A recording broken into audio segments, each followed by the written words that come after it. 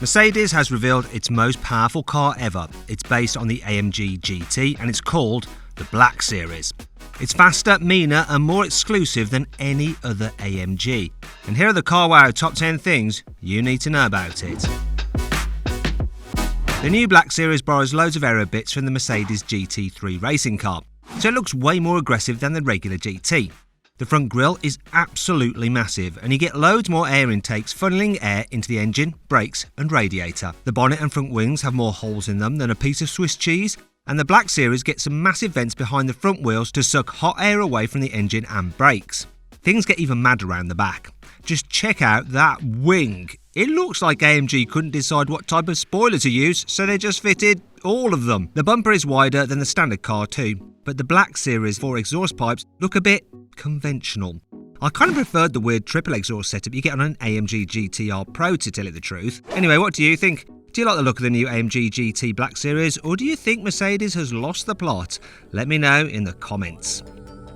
The new AMG GT Black series uses a similar 4-litre twin-turbo V8 to the regular GT, but it's been given loads of upgrades. So many in fact, that AMG's given it a new name. It's now called the M178LS2 engine, in case you're a total Mercedes fanboy. Changes include a flat plane crank instead of a cross plane one like the regular AMG GT. Basically, this means the parts of the crank that the pistons are attached to are separated by 180 degrees instead of 90 degrees. This means the engine doesn't produce as much low-down torque, but it does love to rev and makes more top-end power. The Black series also has bigger compressor wheels in its turbos than the standard GT, and it gets a set of larger intercoolers, new exhaust manifolds and new camshafts too. All this helps it produce 730 horsepower and 800 newton meters of torque. It is the most powerful V8 engine AMG has ever put into a road car.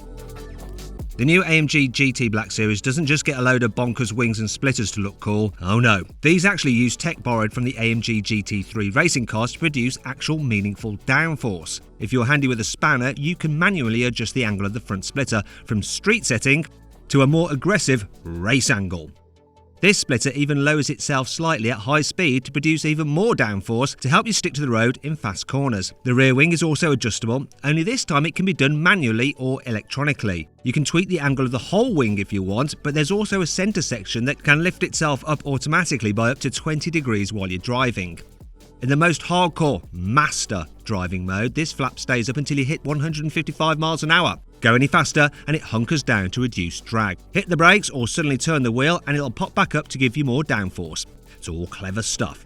All these aero bits work together to produce 400 kilograms of downforce at 155 miles an hour. That's like carrying a large calf on your roof. The new AMG GT Black series will do 0 to 60 miles an hour in less than 3.2 seconds. That's exactly the same as the AMG GT63S 4-door, and that has 4-wheel drive, whereas the Black series is just rear-wheel drive. I reckon it's even more amazing that the Black series will do 0 to 120 miles an hour in less than 9 seconds. If you can find a racetrack with a long enough straight, or you're feeling particularly brave on the Autobahn, the AMG GT Black series will max out at a whopping 202 miles an hour. The AMG GT Black series gets similar racing car suspension to the AMG GTR Pro, so you can manually adjust lots of the suspension geometry to suit whichever racetrack you happen to be at. Although I'd probably just leave that tinkering to engineers who know what they're doing, otherwise you might just cock everything up. Thankfully though, Mercedes gives you adaptive dampers as standard, so at the press of a button in the cockpit you can choose from Comfort, Sport and Sport Plus settings. Sport Plus is really only designed to be used on racetracks, but it has a clever feature that can measure the smoothness of the track surface and tweak its settings to maximise grip.